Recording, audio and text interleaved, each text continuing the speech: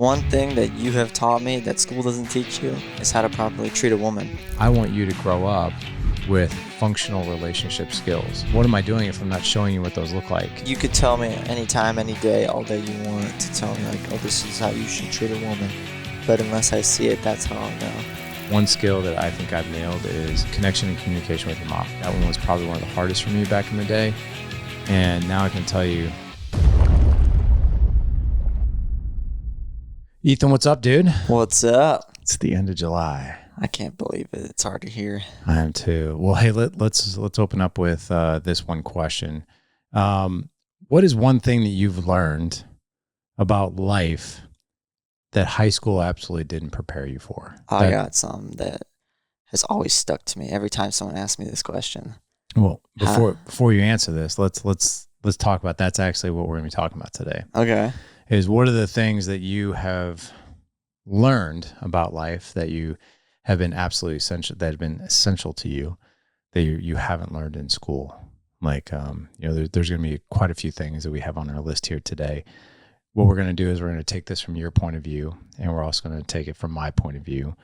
But I think this will give guys out in the audience a really good grasp of like your experience in the public school system, probably what you're not getting. And you're like, I really wish I would know this. Yeah. The gaps that I see as a dad, knowing this, that not only do I need to continue to teach, or maybe some things I might have missed that I need to now bestow on your little brothers. Yeah. You're the practice child.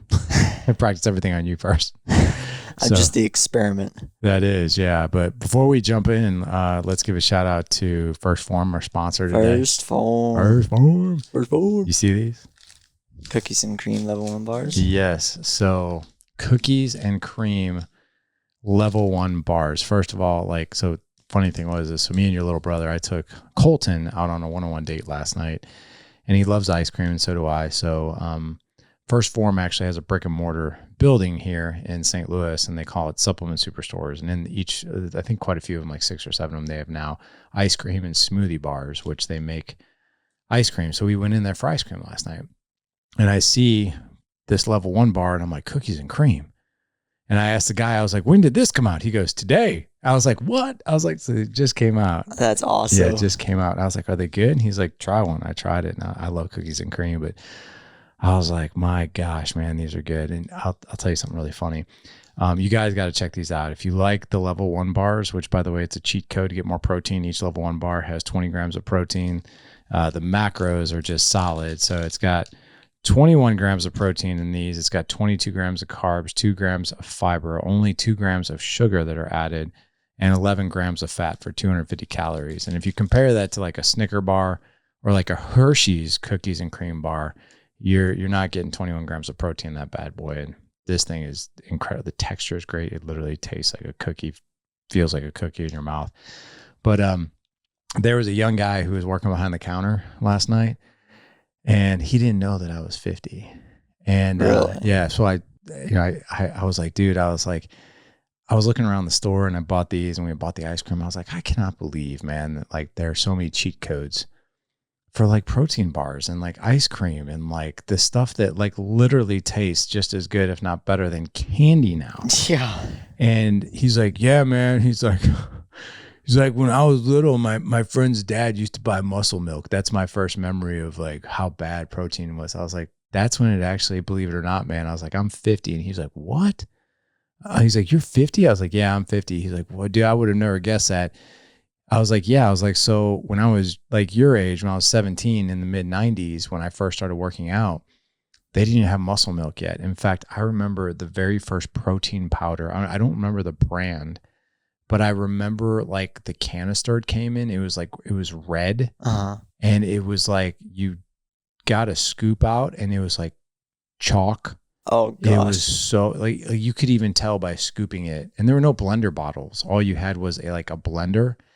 And I would put milk and then ice and then this scoop, because I wanted to make it as much like a milkshake as I could. And then a scoop of this nasty, I am talking nasty. Like I used to hold my nose and drink this stuff.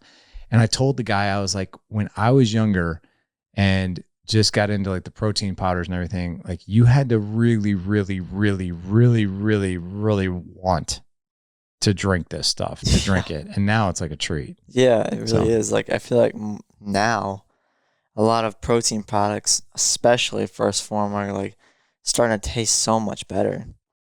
It's almost like, to be honest, I joke with the guys over there. I was like, you don't even make this hard anymore. Like, there's a lot of people out there take a lot of pride in like it's a sacrifice. It's the sacrifice kind of gone. Yeah. Well, it's so easy now. It is. So, but like, it's just, I just remember like you guys used to try and convince me to try these protein products. Like, it literally tastes like them. Like, no, it doesn't. No, it I doesn't. can very much so tell a difference between the two. Yeah. I feel you on that one. I used to give you those Quest bars when you literally be like, it tastes just like cookies and cream. Yeah, no, it doesn't, Dad. I actually felt really nauseous the first time I had a Quest cookies and cream. Well, they do have a lot of fiber. Yeah. Like I legit thought I was going to throw up. Oh. That's how bad it. Like, it tasted so funny, and I just got it down, and I was like, I think I'm going to throw up. Yeah. I didn't throw up, but it was so nasty. It was pretty nasty, yeah. And now they actually taste a lot better, but they do. First one was definitely by far my favorite. Well, I'll tell you what, guys. Here's what I'm going to tell you to do. I'm going to put a link in the show notes for these level 1 cookies and cream. Do yourself a favor. If you like cookies and cream, and if you're a fat kid like me and you love chocolate and peanut butter, they actually sell combo packs. Combo packs, meaning I think it's like $80. You get 2 boxes of these, and that's 30 bars. Get 1 cookies and cream, get 1 chocolate and peanut butter. Those are killer in my opinion. And if you spend that, then you'll get free shipping. So any orders over $75, you get free shipping. So, but these are definitely worth the try. If you like cookies and cream, they should come with a disclaimer that they're highly addictive. That's just my opinion. But yeah, head on over to firstform.com/dadedge. But I also have a link in the show notes directly for the level 1 bars for you guys. They taste great. It's a great way to get an extra little jolt of protein there during the day as well. So let's do this, Ethan. I'm looking at our list here of things that they don't teach you in high school, maybe things from your point of view. And I just want you to pick out maybe one to start with. One is how to manage mental health. So your own anxiety, stress, and overwhelm, or how to communicate with clarity and confidence. I think that one might be a big one too, because I think you guys kind of live in this digital world. And if there's anything us old people have really realized about you young people, is that conversations with you guys is awkward. And I think it's because you guys don't get a whole lot of reps in like actual like face-to-face, nose-to-nose, toes-to-toes conversations. Like just no more social interaction skills. Yeah, like because everything's digital. Yeah. So there's that one. How to set boundaries with people and technology. Oh, this one's really good. How to navigate money beyond. You should just save some. Like, I mean, one thing is, that's not the only thing you need to know about money. Right. You got debt, you got investing, you got taxes, and how to build meaningful, like in-person relationships and friendships beyond social media. So I would just, if one of those really jump out at you, by the way, this is our list, guys, but the rest of the show really isn't planned. I want Ethan to just authentically choose one that really jumps out. Oh, I already had one picked out before we even start recording. What is it? One thing that you have taught me that school doesn't teach you is how to properly treat a woman. Okay. That has stuck with me ever since not even before I have even had the idea of dating. Like, I would just observe from how you treat mom, or you would just tell me advice like, never do this whenever you're on a date, or always make sure you do this because it shows a sign of respect. Like the simple things of simply introducing yourself properly when you're meeting the parents, like firmly shaking the father's hand and saying, "It's nice to meet you, sir. My name's Ethan," and then like also like thanking them for allowing them to trust you to take them out. You know what I mean? Yeah. That goes. No one does that. No. I mean, I don't have daughters, but like, I see you guys as friends that come in the door, and I see how they greet us, and sometimes it's on point, and sometimes it's really lackluster. I actually remember introducing you to one of my friends. In the gym. Not gonna say who. Yeah. But I literally gave him a look. I was like, really? Yeah. You're older than me, and I could have done better than that. Yeah, so this individual, when you introduced me, he was sitting on a bench, and he was between sets, and he was on his phone. And when you introduced me to him, he didn't stand up. He didn't even look up. He was still on his phone. And as he was looking at his phone, he just like blindly reached up his hand and like gave me this sort of like dead fish handshake. Yeah, he really did. Yeah. And I was like, wow, it's like, I don't know. Like my grandfather always taught me, stand up, even if there's nothing in your hand, stand up, to shake someone's hand, look them in the eye. You don't want to look at them like you're going to kill them. Yeah. But you want to let them know that you're there Yes. in a humble way. And that you're not distracted. Not distracted. Yeah. And it's a firm handshake and it's nice to meet you. Yeah. And it's that humble, nice to meet you. Not like, it's nice to meet you and I'm going to rip your arm right out of your socket. It's like a good, friendly, confident handshake. What response have you gotten from, like, so for instance, if you were to even think about your current relationship and first time you met your girlfriend's dad, did you notice the receptiveness of that type of approach? Well, I've noticed that like he doesn't like. I feel like he would want to say this, but he didn't. Like I feel like he would just been like, I haven't seen this in a while, because the past relationships were not like that, from what I understand. Because according to my girlfriend, he doesn't like them. So I'm not gonna go into detail with all that though, but he's just like, I wasn't expecting that. But here's the funny thing, I didn't really need to do a whole lot. I did thank him one time for trusting me, But whenever I was taking her out on our first date, I didn't necessarily have to introduce myself because I've already met him before we even started dating. Because, we used to be really good friends before we started dating. And I went over to her graduation party and I introduced myself. I said, "It's nice to meet you, sir. My name's Ethan." That is so cool. I'll tell you, if I had a daughter and a young man approach me like that, I would have just a lot of respect for him. I'll tell you, like, even like your little brother, like Lawson, he just recently became friends with this young man who lives in our neighborhood. And I know his parents. I know his parents really, really well.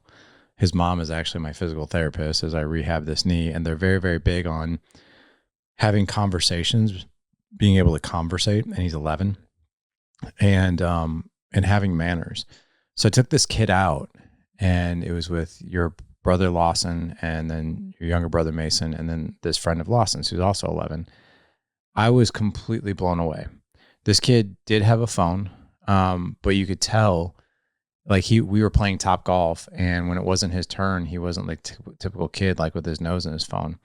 He was chatting us up and asking us questions and conversating like he was like a young adult. Wow. I was blown out of the water, and everything was like, "Yes, sir," and "No, sir." And I even told him, I was like, "You don't have to call me sir." He's like, I'm kind of taught that way at home though. And I'm like, okay, that's fine. And then here's the other thing too, is like the bill came.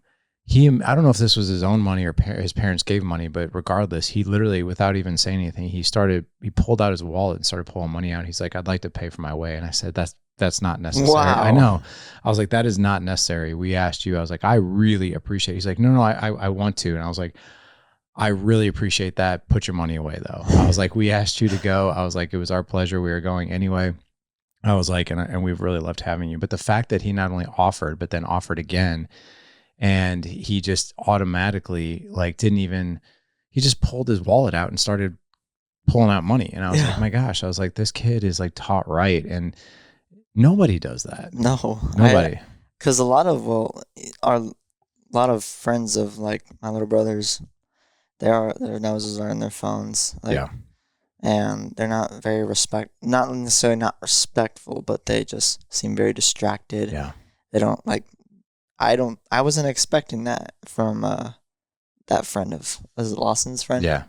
That's like, because he has so many other friends that aren't like that. I agree. I just expected that, but I wasn't there, but I didn't know that. That's insane. Yeah. I did not know that. It was really cool. Yeah. But I think that's a really good one. And I think it kind of goes back, was a few weeks ago we did old school manners, and I think that's really another one. But anything else on this list that really stands out that you would want to talk about? I do remember you kind of talking to me about money when I was younger. I remember we got like wallets when we were little. You guys would give us an allowance here and there with like jobs we would get around the house, and we would meet up every like weekend or so and just talk about money.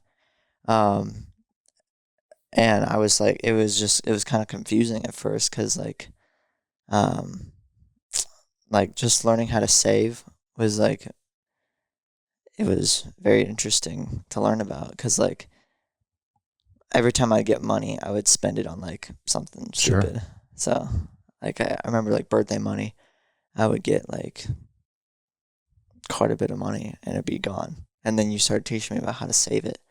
And you gave us like envelopes of like money we could save it with because we weren't getting that much money. It's not like it needed to go into a deposit or any kind of bank. So you gave us like saving money for like envelopes for saving money, like birthday money, tooth fairy money. It sounds kind of silly. Christmas money, or just money that we just get from doing something. Yeah. And we put that in there. And you guys would tell us about how we could save it and do all kinds of different things with it and like make goals with it. Like it has helped me tremendously. Now I feel pretty. I've definitely made some interesting decisions with money ever since we moved here. But I feel like I'm more confident because like a lot of people my age are probably in like because like college students they're in student loan debt Mm-hmm. and I don't. That's mostly because they go to a very expensive college, or they have a credit card and they're in credit card debt because they couldn't pay off whatever they overdrew, and I don't worry about that. I always have a limit for myself on like you've always taught us like you should make a limit for yourself when you're spending money. If you get to this number, you got to stop and start saving. Like you got to start making more than you should spending. Yeah. You know what I mean? I do. Yeah. I remember, it's funny. I remember the envelope system. Yeah. There's one other thing too that I started doing with you guys, and I didn't know if it was really making an impact, but to be honest, the impact Well, of we experimented with all kinds of different things. we did. Yeah. But one thing that we did that I really think started you to get more of a literacy around money was I started bringing you to my quarterly meetings with my financial advisor. That's right. Austin. I do remember that. And you guys were like little. Yeah, we were. I think it was in 6th grade. That sounds about right. That's when you started your savings account, like your custodial accounts. And we're not going to say the amount, but you have. Oh gosh, no. But you have a good amount saved. Yeah. I think an amount saved that would shock people actually at your age. And it's all been through discipline of like saving a portion of your income every single month. Yeah. And, but do you remember, and there's no right or wrong answer. I have no idea what you're going to say, but like, do you remember maybe one or two things you might have just sort of just being a part of those meetings that you were able just to pick up on? Or maybe even you heard a term where you're like, I don't know exactly what that is. And maybe it's something that we have talked about over the years a little bit. And it just sort of kind of started clicking as you put pieces together. Oof, I don't really know. I mean, honestly, just learning how to properly save and make like a goal for ourselves really stuck out to me the most as like, especially like when we started doing this, I was like in 3rd grade, 4th grade, but saving, that is what really got me. Cause I was like, you were like, let's make a goal of this much money. And if you can get this much money, we can spend a little bit of it and go get something that you would want from the store. Remember that? I do remember that. I remember that was more like the little guy lessons. Yeah. Let's get to one where I remember a lesson, and as I'm putting you on the spot. Yeah. And I know it's like it's kind of hard to remember though with some stuff because I was very, very young. Right. I remember conversations with that Austin, who is our financial planner, that he would go into, he would talk about taxes and he'd talk about interest rates. And I remember even Mason, I think he was in 7th grade. He's like, what does an interest rate on a mortgage mean? And I was like, holy crap. Like I couldn't even believe that he asked that. Yeah. And those are big questions, but put it like this. Do you remember what is the number one advantage that you have at your age when it comes to saving money? Like, what is the biggest factor that's actually on your side as you look down the road of your life? I don't know. Time.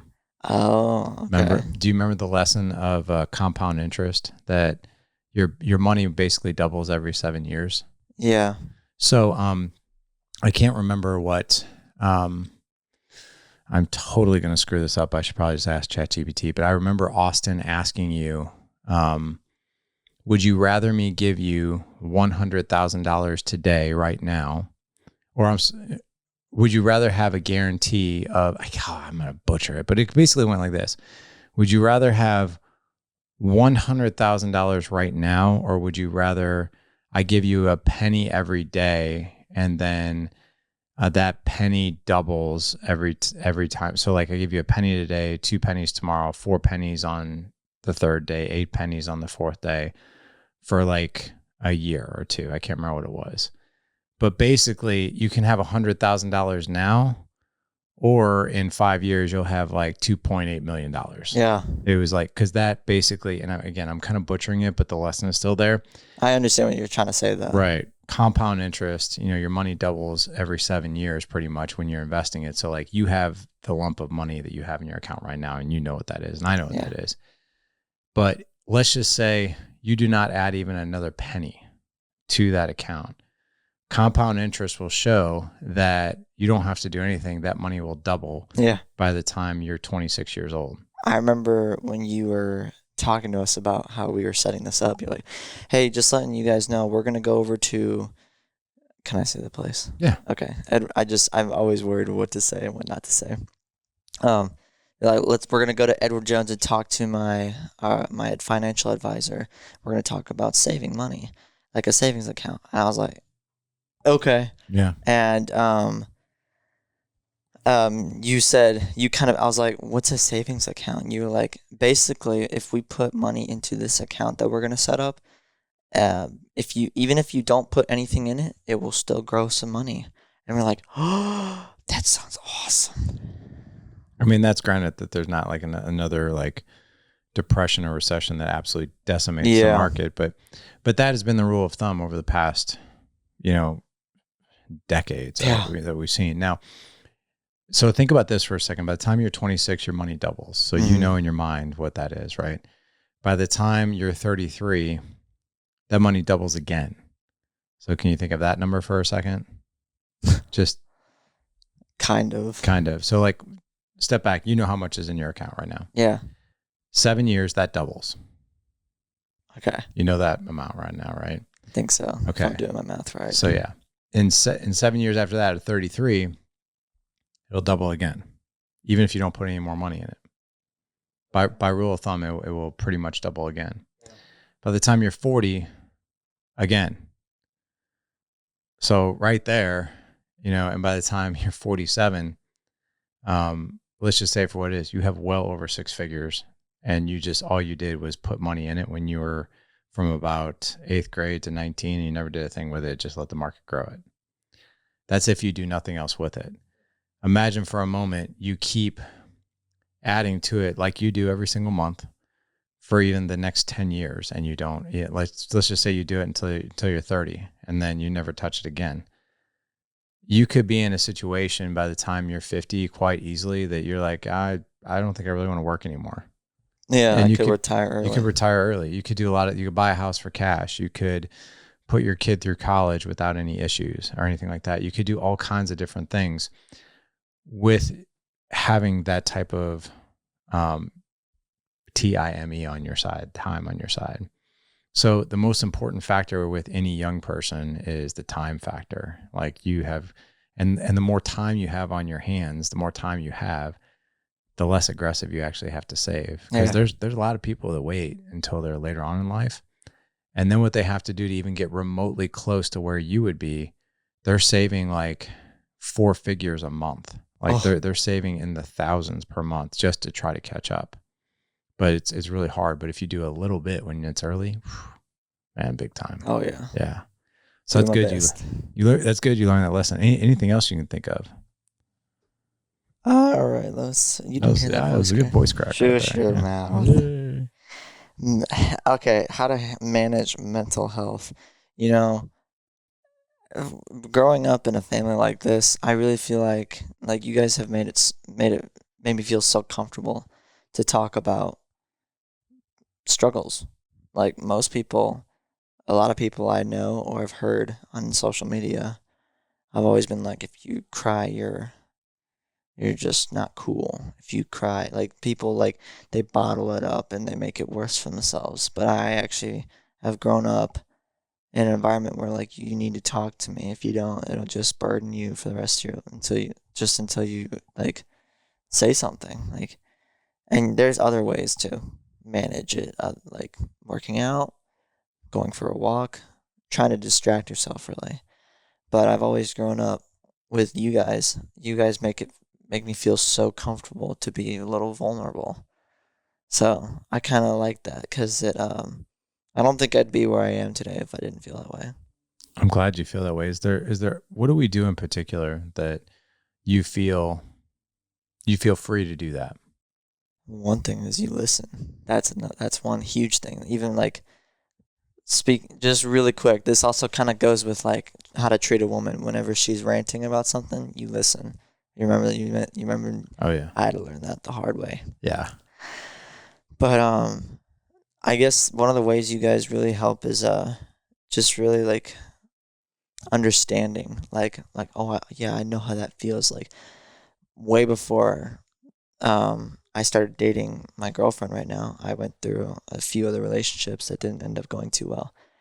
Do you remember a couple years ago, Valentine's Day, I came home crying?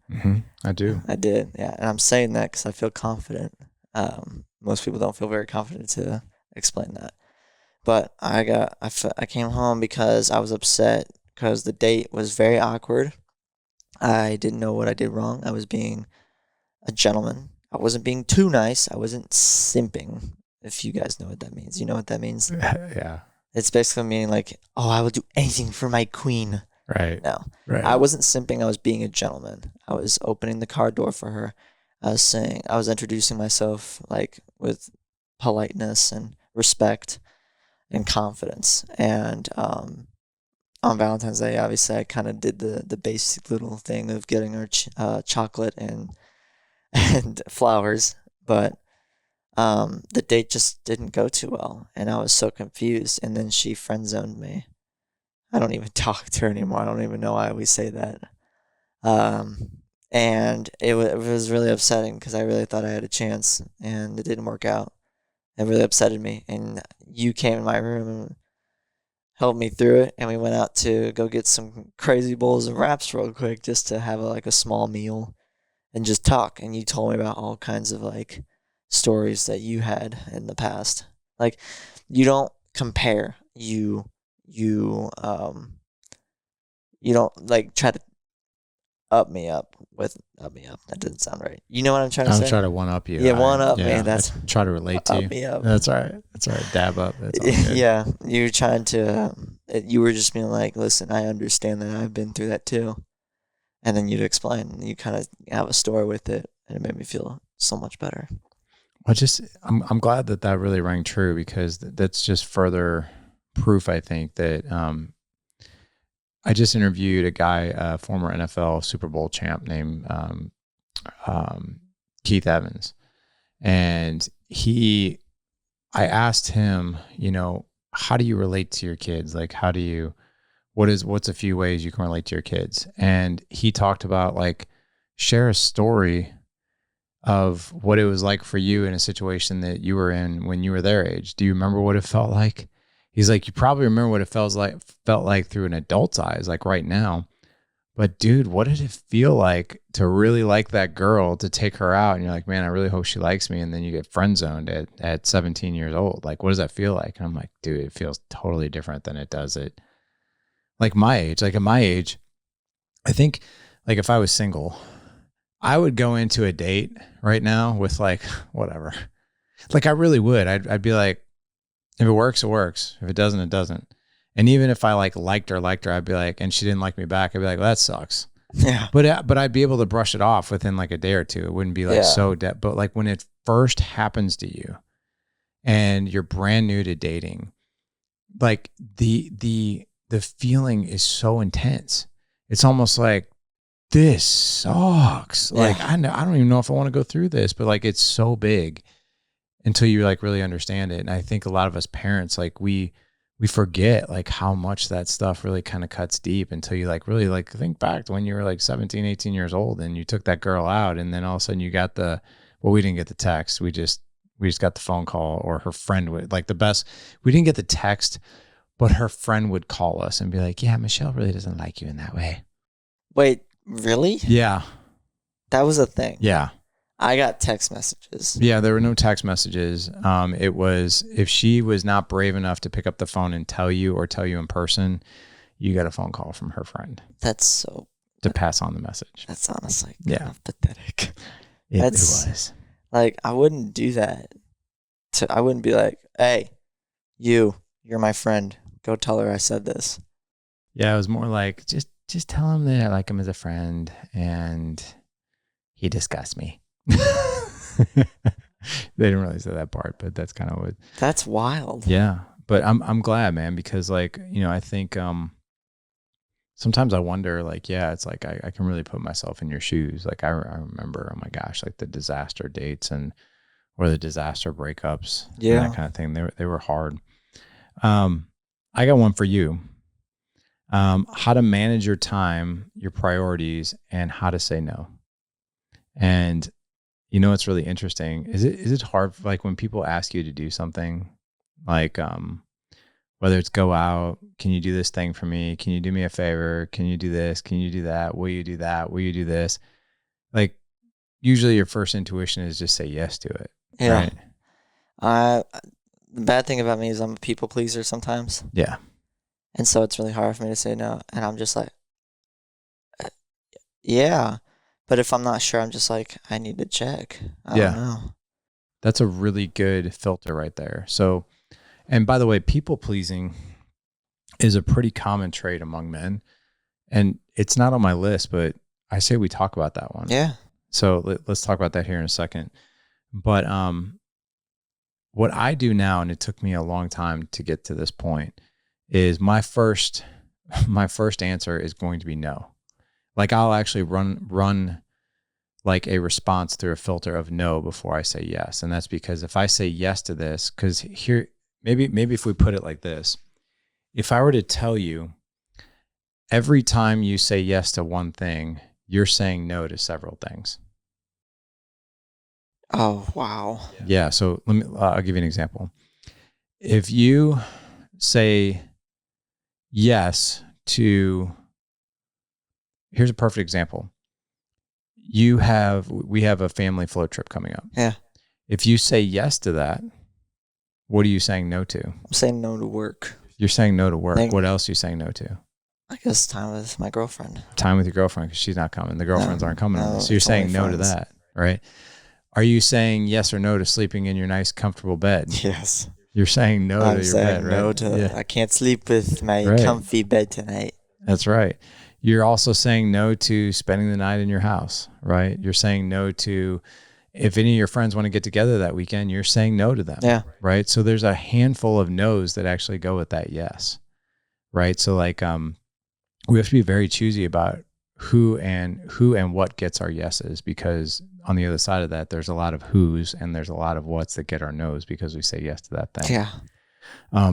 Just to give you an example, I had this guy who he's Rudy Reekins is his name.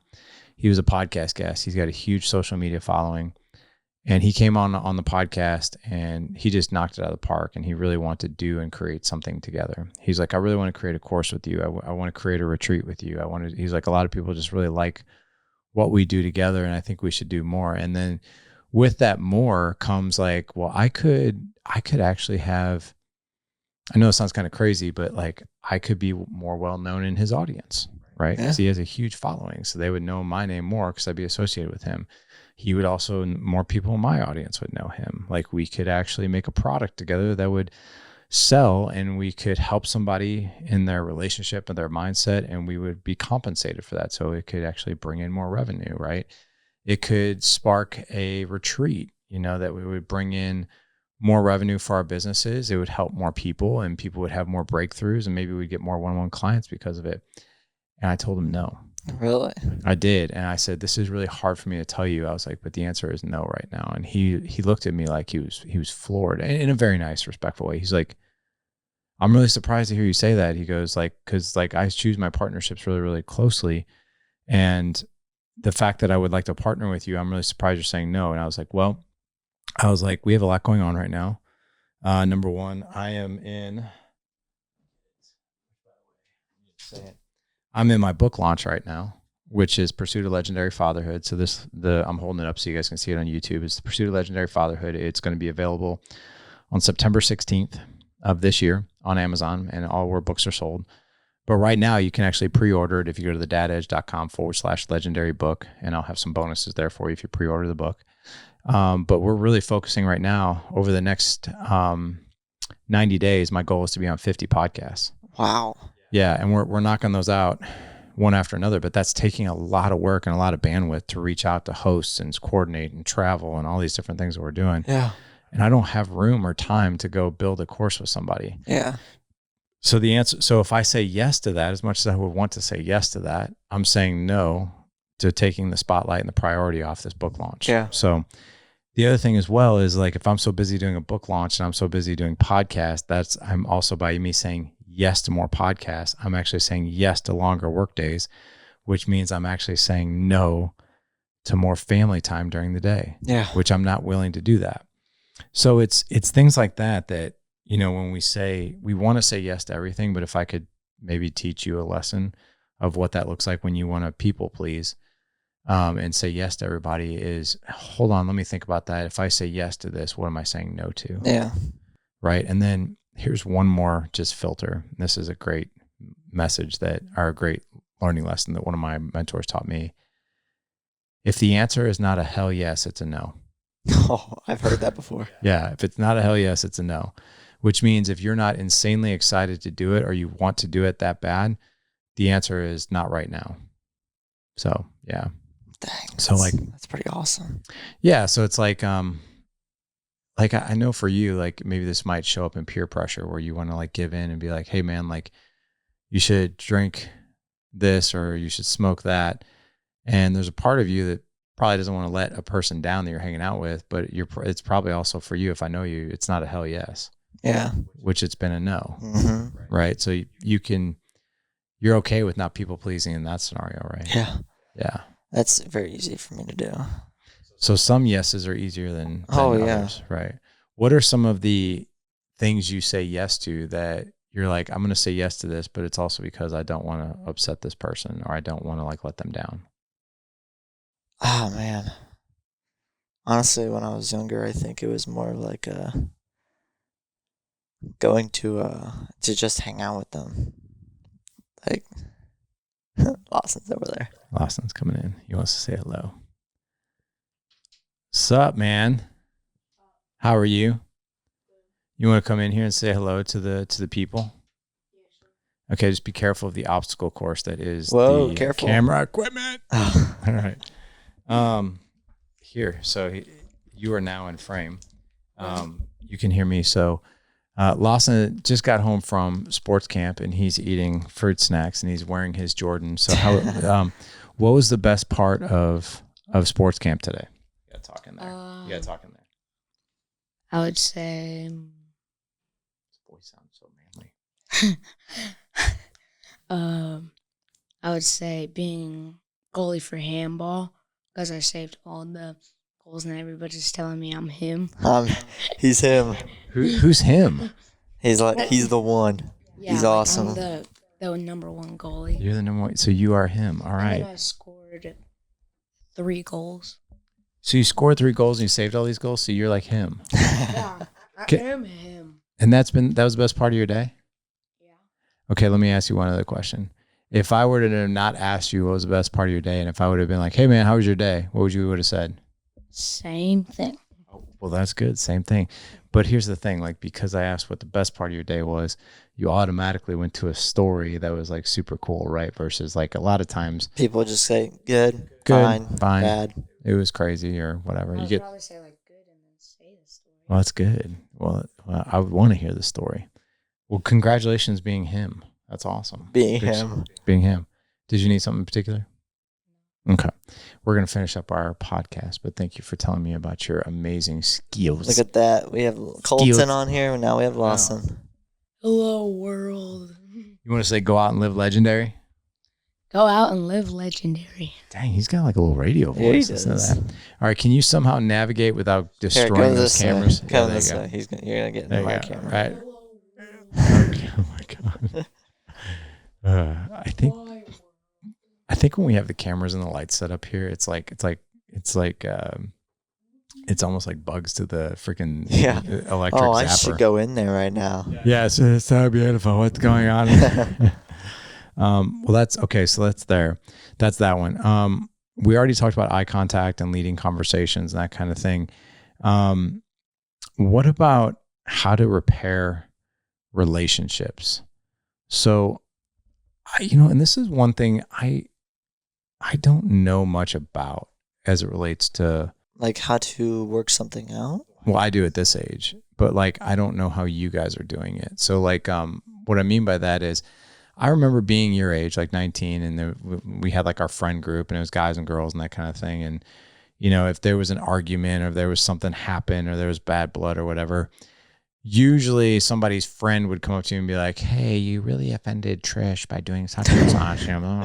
And then you'd be like, well, you can go tell Trish, blah, blah, blah, blah, blah, blah, blah, blah. Yeah. And there was like sort of like this, it's like we played telephone. Like this person said that. There was always middlemen, like that kind of thing. Like very rarely, even at our age, we'd go toe to toe with a relationship and be like, hey, I'm really sorry. Like, can we repair this? Because there's a lot of pride. And you don't learn, I don't think, until you're older, or at least my generation, we learned the hard way, is that it's really, you've got to be humble and you've got to be willing to confront a problem, versus avoid it. But like, I don't know much about what you guys are taught about repairing relationships at your age, if anything, or like what you see the norm is in relationships.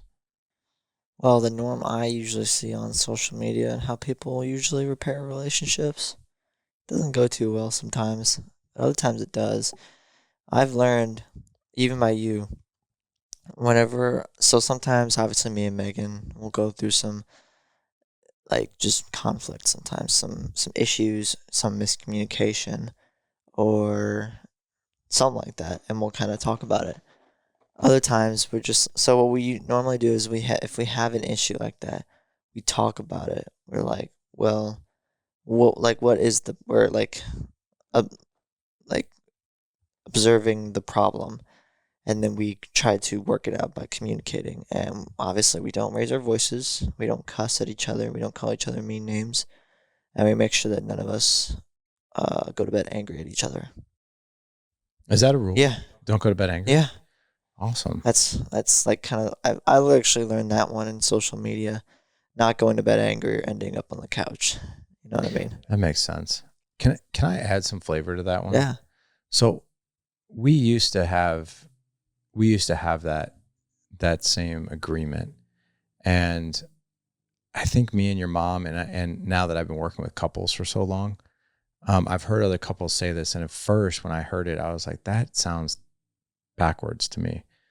And that is, sometimes it's a good thing to go to bed angry. And I'm like, I know, right? When I first heard that too, I was like, why? That does not make any sense. In fact, all it sounds like is you're avoiding it, but try this on for size. Have you ever been into a heated argument with your girlfriend and it's like midnight and you've worked all day and you're just to the point where you're like emotionally, even physically, even mentally just spent, like you're exhausted, but yet you're still arguing? Honestly, not yet. Not I yet. haven't been Okay. in that situation where we're both really tired. I think we've had similar times, not heated, but like something wasn't right. One of us didn't communicate something right. And I think Megan was just like, Ethan, it's been a really long day. Can I just go to bed and we just talk about this tomorrow? And I'd be like, yeah, that's fine. I wouldn't be like, none of us would be mad. We would just discuss that conversation when we wake up, or just at some point when we're available. And I think that's the key, is we're not avoiding it. We're just going to put it off until tomorrow, Yeah. to where our mind and body and emotions are rested. Yeah. So we feel like well. Yeah, you so know, you feel good. mentally prepared. Mentally, emotionally, even physically prepared, because when you're tired, your best friend can look like your worst enemy. Yeah. Like being Yeah, you're just tired, cranky. you're cranky. It's like Superman and kryptonite. You know, he's still Superman, but you lay kryptonite on him, he turns into it. You know, it weakens him. He cannot function like Superman. Yeah. And that's the same way with physical, mental, and emotional exhaustion. And now that I'm older and me and mom have been married as long as we have, there have been times where we've gone to bed still angry, but we're okay with it because it's exactly that. There's a big difference in going to bed angry and we're avoiding it and we're going to wake up tomorrow. We're not going to talk about it. We're going to act like it didn't happen and we're just going to sweep it under the rug. And then it turns into resentment and it kind of turns into this relationship killer versus like, let's get some rest. Yeah. Let's sleep on this for a minute and then we'll talk about it in the morning.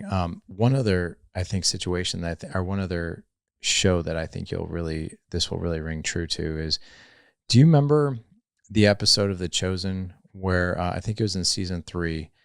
It was when, you know who Rama is, right? I think so. The girl that her and the Apostle Thomas like each other. She's really pretty. Oh, yeah. Rama. And so there's this part where Rama's dad travels all the way to where Jesus is and Thomas and her and the other apostles, because he wants to be like, dude, I don't want my daughter to follow you. And he's like, and I don't want my daughter to be with Thomas. He's like, I want my daughter at home. So he travels like for days to get to where they're at. Jesus, by the time he gets there, Jesus had been preaching all day. They were both tired. And you wouldn't expect this out of Jesus, but he looks at Rama's dad and you could tell Rama's dad's kind of fired up to talk to him. Like you can't be like, I don't want my daughter following you. Like that was going to be his message. Yeah. And Jesus looked at him and he said, I think before we talk, it's been a really long day of travel for you. It's been a really long day of preaching and healing for me. And I think we're both really, really tired. What would it be like if you and I go to bed and we get some rest? And that way in the morning, we have a fresh mind, fresh emotions that we can talk about this in a more calm way. And you could see even the resistance in Rama's dad where he was like, okay, I didn't come here to spend another night, but okay. And then they end up doing that. And they end up having a really fruitful, good conversation even the next morning, but they're both rested. Yeah. So I don't think it's a bad thing to go to bed angry as long as you're willing to say, we're going to continue this tomorrow. Yeah. I didn't know that, actually. That's a really good lesson. I did not know. Yeah. So that's pretty good. I You like that. Yeah. Maybe the goal is to not go to bed on the couch whenever we get married. You know, I know more people that the couch has become their bed. And I will tell you that I think that's a huge miss. I think even if you're angry with each other, if you are physically putting a wedge between you and your significant other, even if your relationship isn't where you want it to be, that is only going to drive it, I think, further. That's just my opinion. But, well, you want to do some rapid fire questions as we wrap up here? Sure. Okay. So I'm going to close you out with 3 rapid fire questions. And if you want to bat these back to me, you can. I'm not prepared for them, but I will have an answer for you. What is one skill you wish you were better at right now? Oh gosh. Better at right now?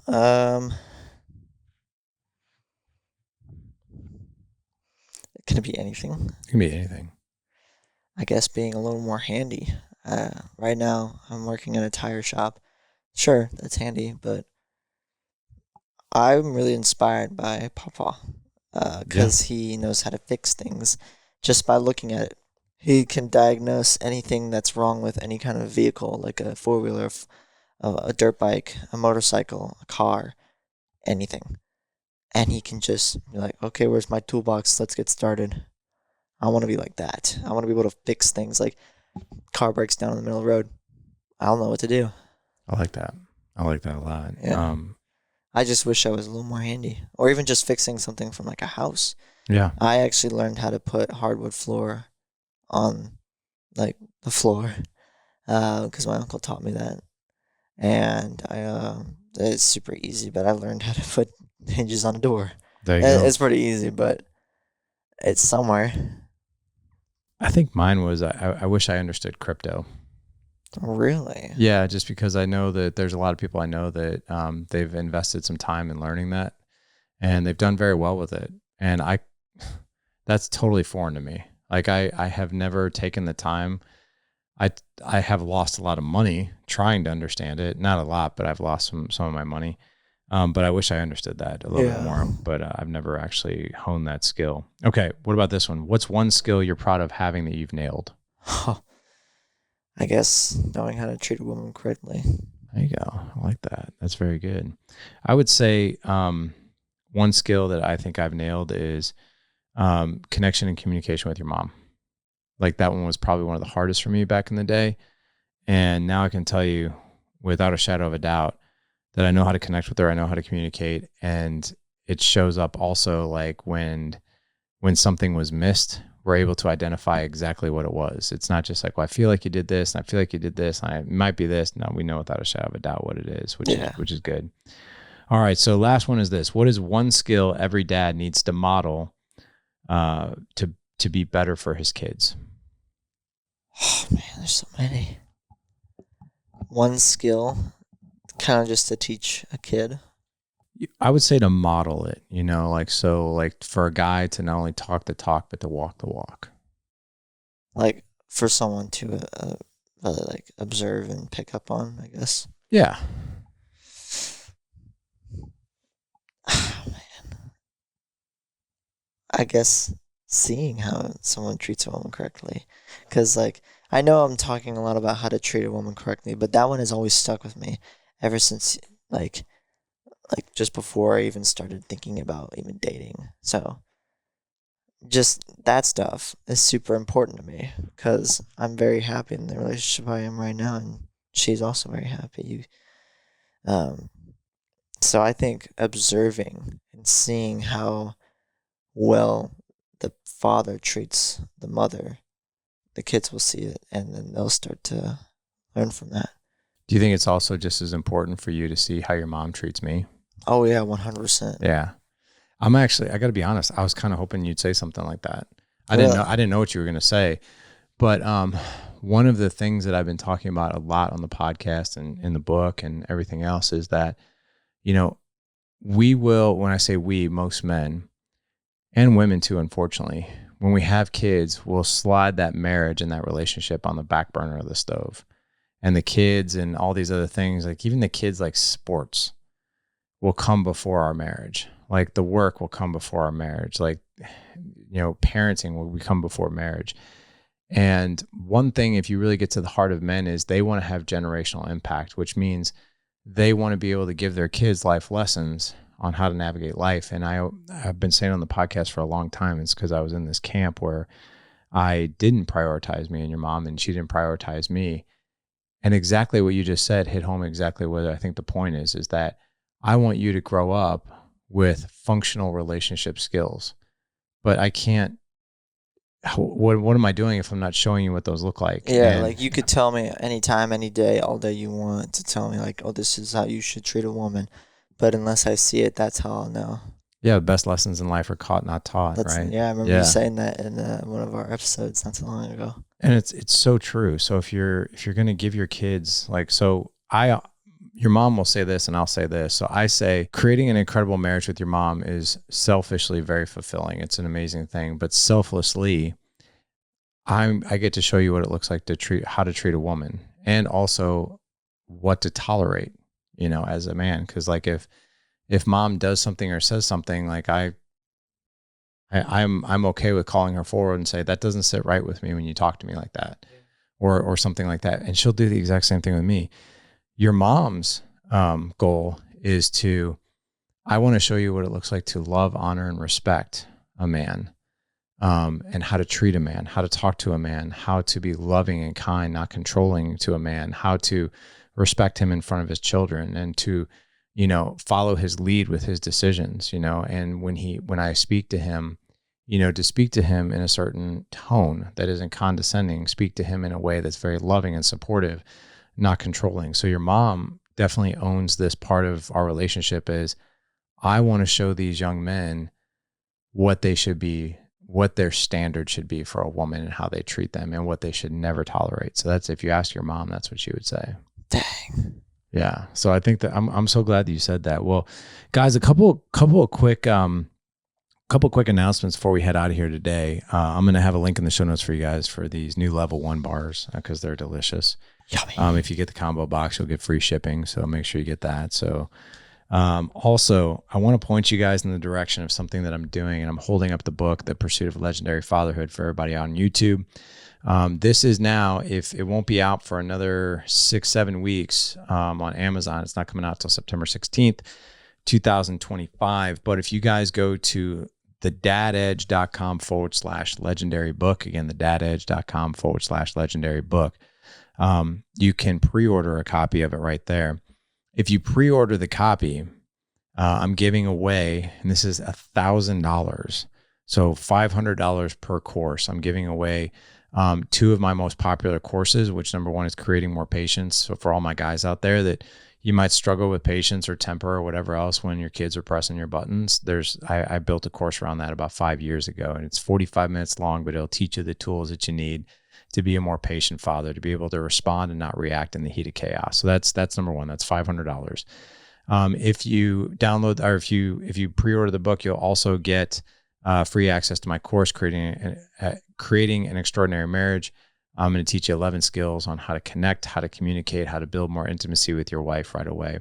So you won't be able to get the book in the mail until September, and it will be signed. It's a book that will be signed by me. But you will have access right away to those 2 courses, because if you're nice enough to pre-order my book, I at least want to get you started with some skills right out of the gate that's going to help you with parenting. It's going to help you with marriage. So that's my gift to you. Both of those courses are, like I said, $500 each. But if you pre-order the book before September 16th, after September 16th, this offer goes away, because the book is just going to be out there for sale. But if you pre-order the book, I'll give you access to those 2 courses. So there you go. Again, thedadedge.com/legendary book. Ethan, thank you so much for coming on. I love these shows. I love how we banter back and forth and we learn from each other. It's awesome. Oh, yeah. I can't wait to see what we're going to do in August. Oh yeah, I'm very excited too. Me too. Gentlemen, go out, live legendary. Love y'all.